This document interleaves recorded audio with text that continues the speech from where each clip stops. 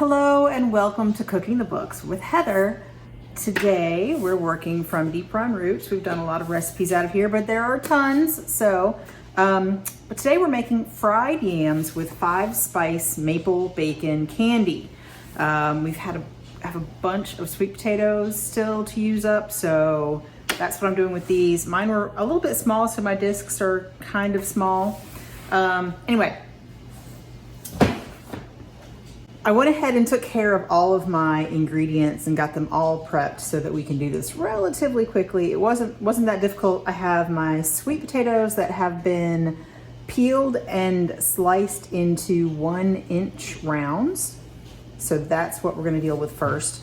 But everything else goes into the maple bacon candy. So I have my bacon, thick cut bacon, thick cut smoked bacon, sliced into 1-inch pieces. I'll kind of take these apart as I put them in the pan later. I've got ginger root that I peeled. It's really easy to just kind of peel it with a spoon, just like the edge of a spoon. That's what I do. And then sliced thinly as I could with just my knife. Some lemon juice, fresh squeezed lemon juice.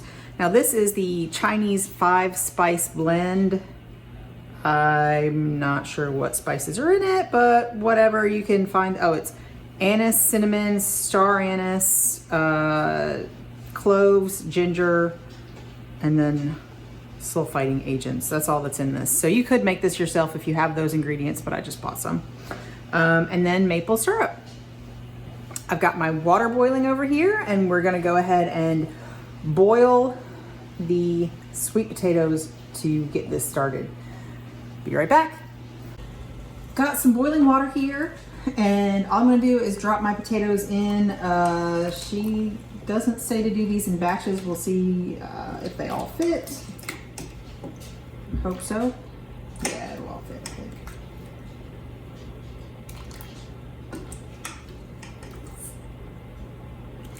There we go. Turn up a little high, bring it back up to a boil. All right. There we go. These need to boil for 8 to 10 minutes. We are not looking for fully cooked. I think she said you want them to be firm with a little bit of give. So I've got a fork here I'm going to test them with. After 8 minutes, I'm going to test the small ones and we'll see. Okay, so I've started testing some of the smaller ones and I think they're done. So I'm just gonna start, it's a little bit before my 8-minute mark, but I'm gonna start pulling out them sort of by size and testing them a little bit. You see that one kind of fell apart a little bit. I think it was probably just where the knife caught an edge. You see my fork goes through them, but not quite, not easily. So they're still firm. I'm just taking out the small ones and I'm putting them on this baking sheet. There's my timer. Because that's what she says to do. And we're gonna chill them before we fry them up later. We just need to let these cool until they're cool enough to handle, and then we're going to sort of press them. So we're waiting for them to cool a little bit, and I will get ready for the next step. Now, while we're waiting for our sweet potatoes to cool enough for us to handle, I'm gonna start the bacon cooking because that's gonna take a little while. I have a 10-inch skillet, fry pan, whatever, saute pan, set over medium heat currently. I might put it up a little bit higher, and I'm just gonna sort of pull the pieces apart as I put them in, otherwise they kind of tend to stick together. And I don't want that to happen. So we're looking for separate pieces of bacon candy here in the end.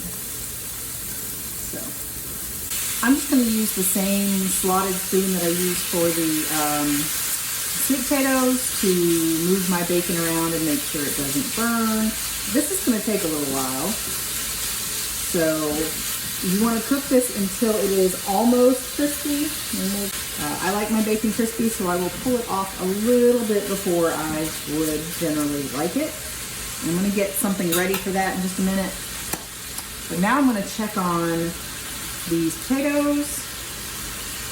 They're definitely cool enough to handle now. And what I have here, and it's going to be hard for you guys to see, but I have a piece of parchment paper just folded over, and I'm going to press this flat to flatten it a little bit. She says you want the edges to sort of bow out a little and maybe be about 2/3 of an inch thick instead of the inch thick that you started with. They're a lot thinner than that in here, but I don't know. We'll see. I hope it doesn't just collapse. A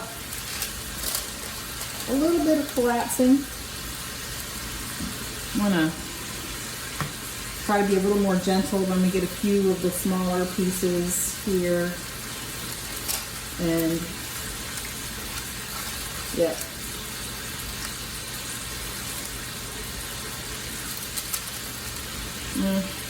Some of them are going to fall apart, it looks like, and some of them aren't, but I'm going to keep doing that while I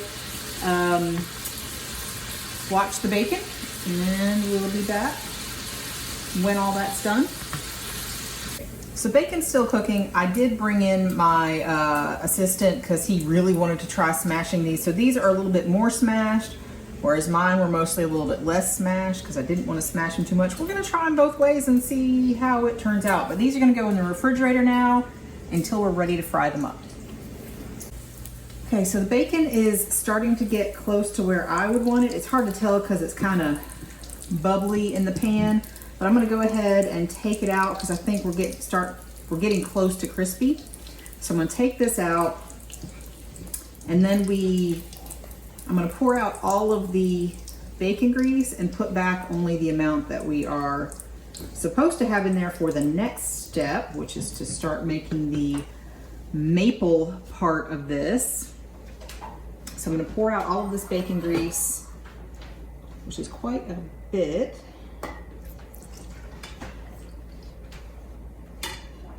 Because I do not do a very good job of estimating oil or whatever in my pan, so I'm going to measure it. All right, so that's what we're supposed to have in there. And the next thing, I add the ginger, and we're going to let it cook for about 30 seconds. And yeah, just let it cook for about 30 seconds to start.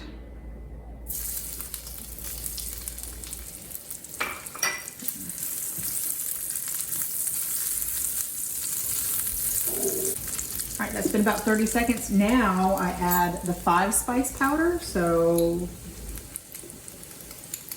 I'm gonna try not to overdo it because my spoon won't fit in there, but I think that's good. All right, and then we're gonna toast this until it becomes quite fragrant.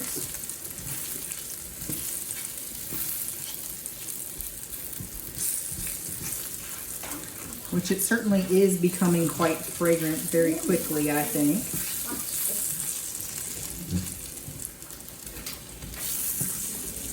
Smell the cinnamon for sure. And that's only about 10 seconds, so I think we're done. And now I'm going to add the maple syrup.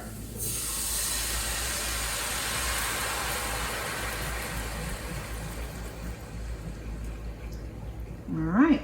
Now this, we need to bring it up to a boil, and then we're going to let it cook down by about 1/3, which she does not give timing for, but so that is what I'm going to do. I'm going to let this maple syrup cook with the spices in it until it has reduced as much as I need it to, and we'll be right back. All right, so this has been cooking for about 4 minutes, and I'm going to call it reduced enough. And now we add, I've just wiped out my tablespoon. We'll add some lemon juice. And we add the bacon back in, and then it is pretty much done. And all you have to do is bring it back up to a simmer just before you serve it. So I'm gonna go ahead and add my bacon.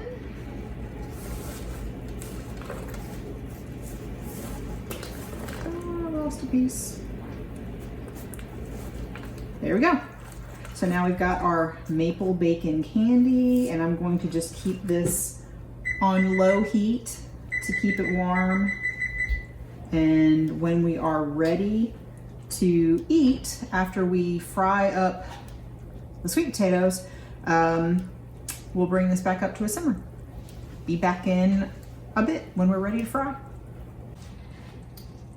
It's been a little while. I've got my cold sweet potatoes here, and I've got a 12-inch heavy bottom skillet. I went with my cast iron, though that is not required for this recipe.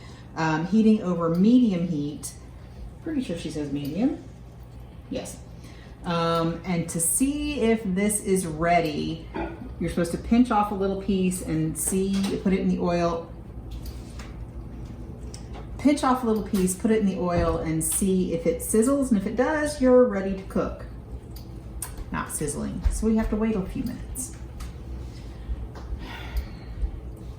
While I'm waiting, I wanted to tell you I wanted to taste the bacon candy, and the first thing I took out, I tried to get a small piece, and it was the piece of the ginger. Yeah, I decided I was going to take that ginger out.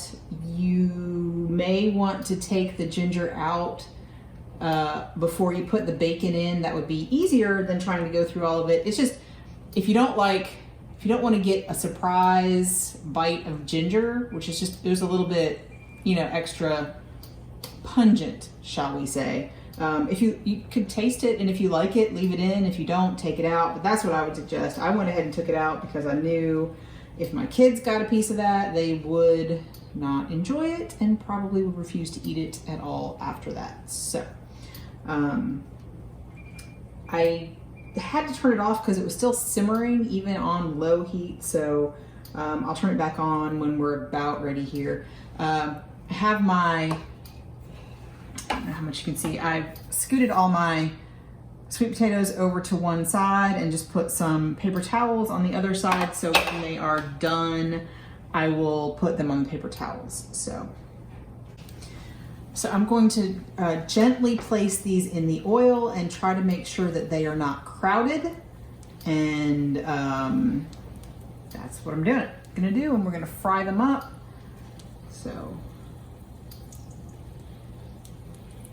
I'm still not sure it's hot enough, because that didn't sizzle when I put it in there. So, all right, we're gonna try it again. All right, that helped. I like that better. It's sizzling as soon as I put it in there. I'm trying not to crowd them.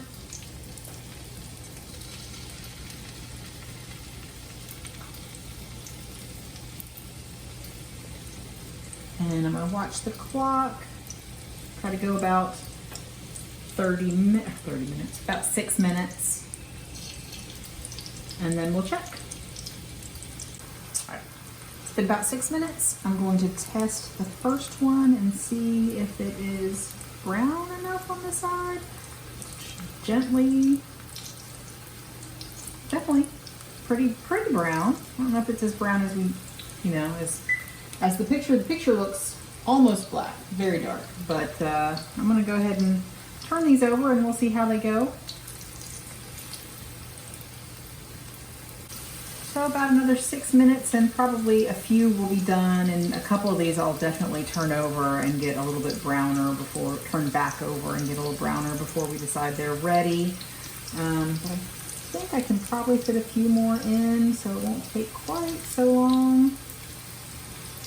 So I'm gonna do that.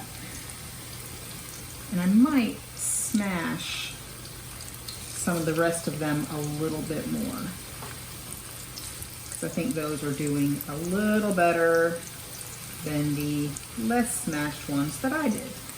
So I'm going to take a couple of them out because I think they're done, and this is sort of like each one will be a little bit different probably.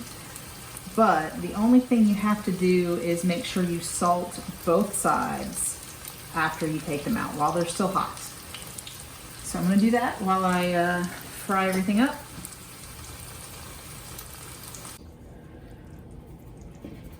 Okay, all done frying, all done salting, and that's what they look like. So we're gonna serve them up and let you know what we think.